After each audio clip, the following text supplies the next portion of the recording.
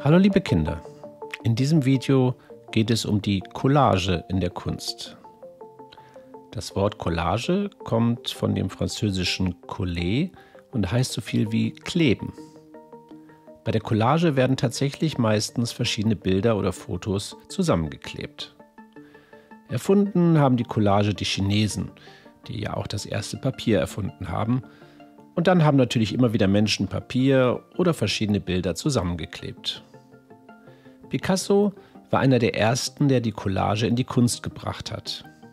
Er hat Ausschnitte aus Zeitungen auf seine Bilder geklebt und damit Kunst gemacht. Picasso war aber nicht der Einzige. Auch andere Künstler haben mit der Collage gearbeitet.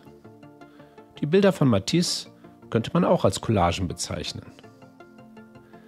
Bei der Collage kannst du eigentlich alles verwenden, was sich auf Papier kleben lässt. Das können Bilder aus Zeitschriften und Zeitungen sein, bunte Papiere oder Fotografien. Künstler in verschiedenen Kunststilen haben diese Technik benutzt, um ihre Bilder zu kleben. Du besorgst dir alte Zeitschriften oder Fotos, schneidest Bilder daraus aus und klebst sie auf ein Blatt. Denk dir vielleicht vorher ein Thema aus. Schneide einfach Dinge aus, die dir gefallen oder zu dem Thema passen.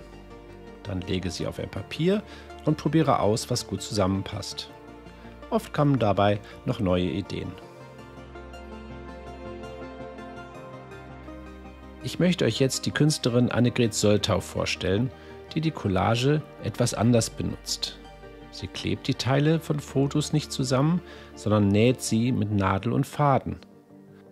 Der Faden ist dann deutlich sichtbar und wird zu einem Gestaltungselement.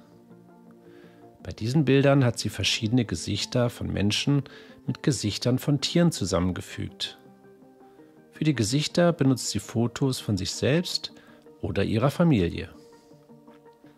Jetzt wollen wir eine Collage mit Gesichtern selber machen. Dazu braucht es aber etwas Vorbereitung am Computer.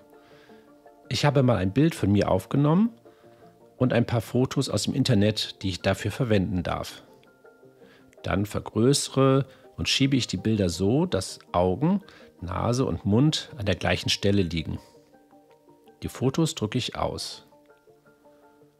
Nun schneide ich sie an der gleichen Stelle auseinander und setze sie dann wieder neu zusammen.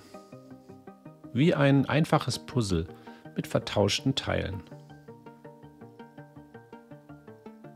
Dann probiere ich aus, wie die verschiedenen Teile zusammen aussehen. Wenn ich zufrieden bin, klebe ich die Teile auf.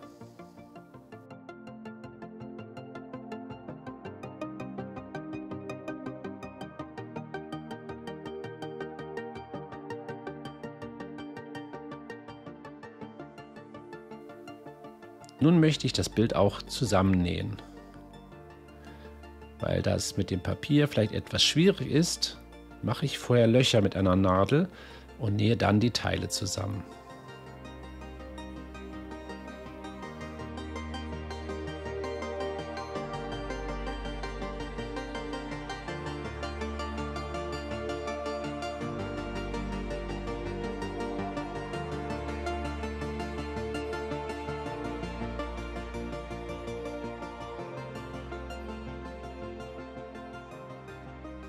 Dann wünsche ich dir viel Spaß bei deiner Collage.